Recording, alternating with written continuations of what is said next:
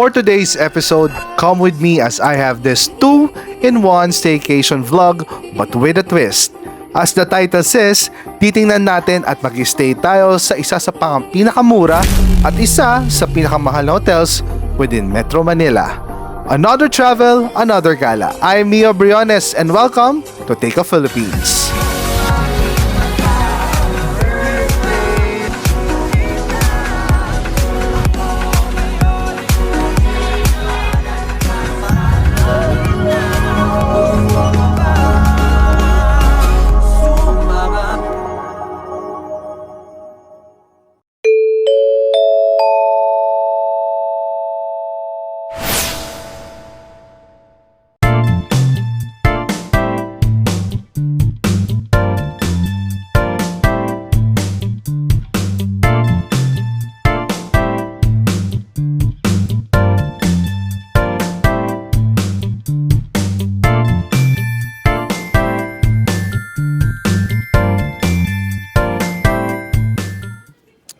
So, hi guys, welcome back again. So, ngayon, aalamin natin kung malinis nga ba at maayos ang murang hotel o di kaya naman worth it nga ba talaga ang pera mo kapag nagstay ka sa isang 5-star hotel. Aalamin natin yan ngayon. And likewise, for this vlog, from the affordable ones to the grandeur, expensive ones, we will judge them based on the 5 criteria. First is the comfort and style, amenities and facilities. Third is the overall guest experience, value for money, and lastly, location. So, dun sa 5 na yun, malalaman natin kung ano-ano nga ba yung mga pros and cons nila sa mga criteria na yan. So, abangan nyo yan.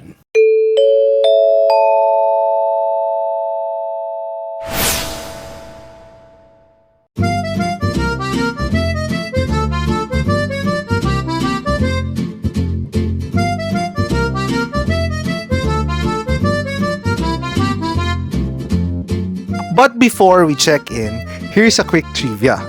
Alam nyo ba na ang staycation concept in Metro Manila boomed really hard after the pandemic? It became the go-to escape for Manileños who want to relax without braving the heavy traffic to go to the provinces. Metro Manila is huge, and sometimes the best vacation is just around the corner. And touchdown, Eurotel Makati. For the location, panalo to. Malapit siya sa malls and convenience stores. Kung gutom ka or may naiwan kang gamit, hindi ka mahihirapan. For the check-in experience naman, sa reception, very accommodating ang front desk.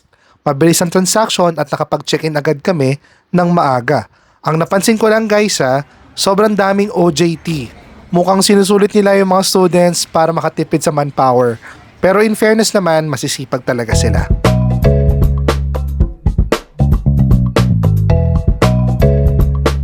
So welcome to the standard room. This room with breakfast costs around 2,900 pesos o $30. Pero wait lang guys may hack dyan. If you stay for just 3 hours, you can get it for as low as 655 pesos or $11. At meron din silang traveler's promo na around 1,000 pesos for 24 hours.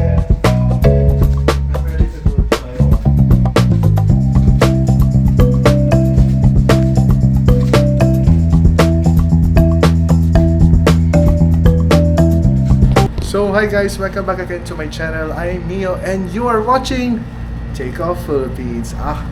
And today's video, tara samahan nyo ako. We'll do some 2 staycation in this vlog. First one is the cheapest hotel na makikita ko within the area. So nandito kami ngayon sa Makati. And ito yung one of the cheapest na medyo okay naman in terms of the review. At kaya kinuha ko to. So tara, let's let's have some room tour. Okay, so pakita ko lang sa inyo guys, may salamin dito. So I'll wave, hi! Ayan, may salamin. And dito lang namin nilagay yung food kasi walang ref. And then this is the CR. So, quick check natin. Okay, malinis naman siya guys. Hindi naman siya mukhang madungis. Clean and sanitize. So meron silang libreng personal care kit and sabon. Pero for us, nagdadala na rin kami. Then for the room itself, this is the room. Sobrang spacious niya, guys. Ayan. Parang siyang Japanese styled type of room eh. Ano mo yun? Yung parang bed, closet, tapos CR na agad. Ayan. Maganda naman siya, guys, actually. Alright, chinek ko yung kama. In fairness naman, maganda yung kama at yung unan, malambot. Pero nung medyo tinitigan ko yung towel and bedsheet, medyo low quality. Kasi manipis siya. Ang nakakamiss lang dito, guys, yung outlet nila kasi labeled yung switches sa ulunan. Sobrang helpful nito, lalo na kung tamad kang bumangon para patayin yung ilaw. Some hidden charges and cons. Medyo real talk tayo ngayon dito, guys. So, yung most amenities nila, like yung slippers, extra linen, towels, lahat yan may bayad. Ultimo, paparihit ng ulam sa microwave, may fee na 50 pesos per init. So, yun. Heads up lang. Okay, breakfast time. Okay naman yung selection nila, pero medyo naumay ako. Bakit? Kasi puro itlog. May salted egg, ampalaya with egg, egg station for scrambled and sunny side up, at egg drop soup. So, cholesterol is waving talaga, guys. Pero it's okay, nakakabusog naman siya. So, to summarize my stay, ang aking verdict, for the pros, sulit kung traveler ka na tutulugan mo lang siya. Pero for the cons, medyo maingay yung hallway. Rinig yung usapan at sigawan. Sira yung TV namin and binigyan kami ng wifi pero mahina naman. At yung pinaka-turn off sa akin right now or nung pumunta kami is medyo amoy Poso Negro yung hallway papuntang room. I'm not sure kung bakit. Pero hopefully ma-fix nila yan kasi malaking bagay rin yan sa mga nag-stay sa kanila. For more comprehensive and detailed vlog of Euratel Makati, abangan lang yan sa Take Off Philippines YouTube channel. Kaya subscribe na kayo, guys. Ay, salamat.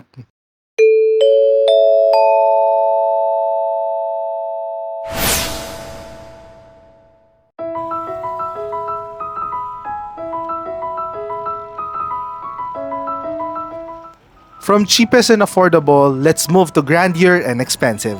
Welcome to Parañaque City. We are here at Okada, Manila. Consistent being Forbes 5-star integrated resort ito Super lapit sa NAIA Terminal 3, so perfect for international travelers. This isn't just a hotel. May casino, may shopping arcade, and endless dining options. Honestly, guys, medyo emotional ako kasi this is the first time trying a luxury hotel stay. And sulit nga ba ang 15,000 ko? Let's find out. I booked via Agoda for a deluxe twin suite, usually around 15,000 pesos. Heads up, guys, may incidental deposit din sila ng 5,000 pesos kaya you should prepare an extra cash or pwede nyo naman gamitin ng credit card. So, shoutout din kay Miss Clary from front desk for giving us a good room with a view of the fountain. Diba? Napakaganda. Look at that view, guys. Grabe, ang spacious ng room. High-tech ang lavatory, carpeted, and amoy mayaman. Ano nga ba ang amoy mayaman? Basta amoy mabango, malinis.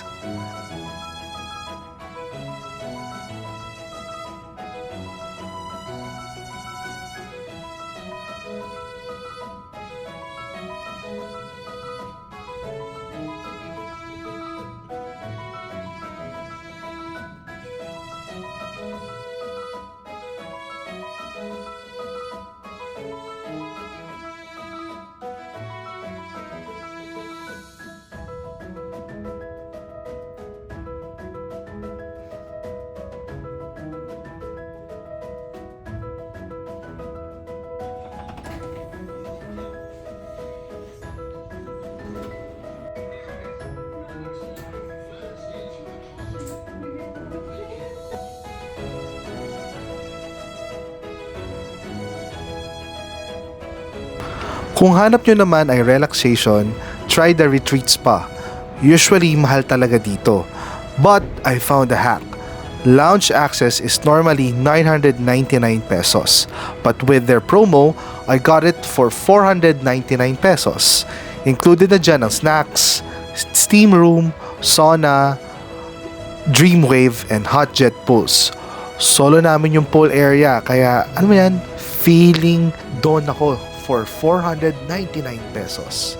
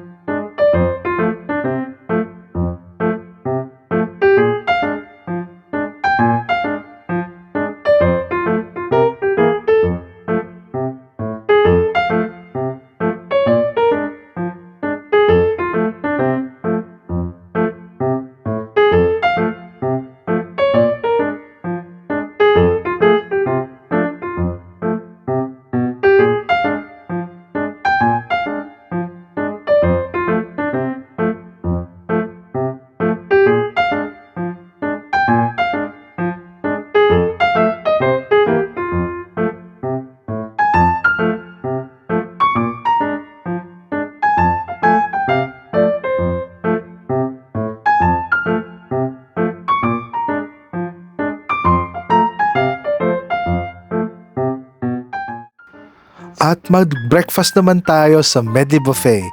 Regular rate is 1,800 pesos, pero since check-in ako, discounted na siya to 1,500 pesos. Sulit ba? Sobra guys, sobrang sulit kasi international spread siya. May Japanese, European classics at syempre, Filipino favorites. Plus points dahil meron din silang separate kids buffet station. Kaya super family friendly.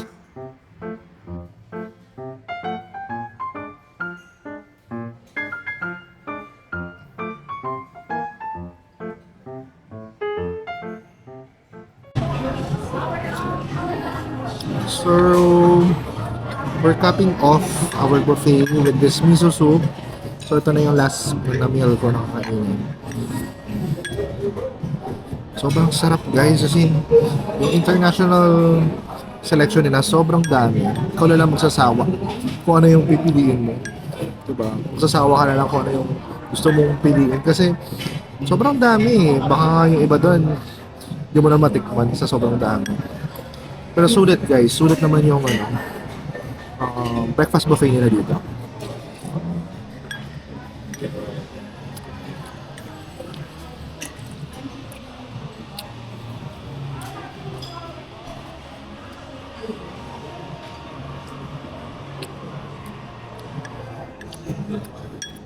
Alright, my verdict for Okada Manila.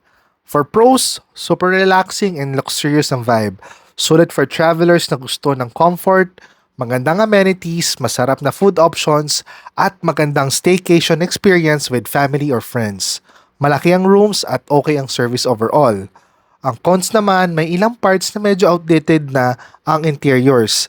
Yung bidet namin sa loob ng room, hindi gumagana, so ang hirap maghugas, 'di ba? So, sobra yung cabinet sa room. So, feeling ko kailangan bawasan kasi medyo nakakalito siya kapag, 'di ba, sobrang dami na paglalagyan.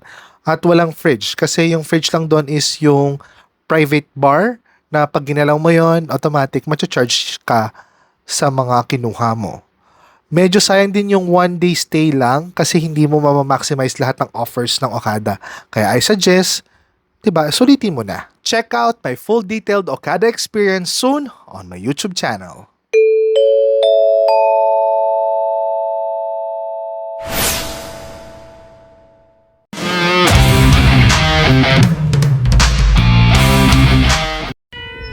Okay, our last verdict for the two. Actually, hindi mo mako-compare yung dalawa kasi magkaiba yung market. Example, yung sa Eurotel Makati. Ito, perfect to for backpackers, travelers, and those on a tight budget na kailangan lang may matutulugan. Expect the basics. Pero syempre, yung cleanliness needs to improve pa rin dapat, di ba? At huwag mag-expect ng high-tech amenities.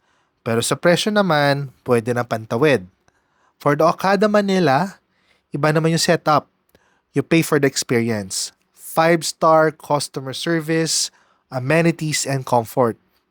Though, sa rating ko kanina, 4 stars lang siya, pero yung overall grandeur, unbeatable talaga siya, guys.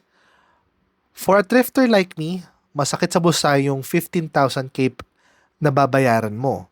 Pero if once in a blue moon lang naman, why not, 'di ba? Kaya deserve naman natin i-treat yung sarili natin from time to time. Kayo ba, guys? Are you team tipid sulit or team luxury experience? Comment down below kung saang hotel nyo gusto mag-staycation next.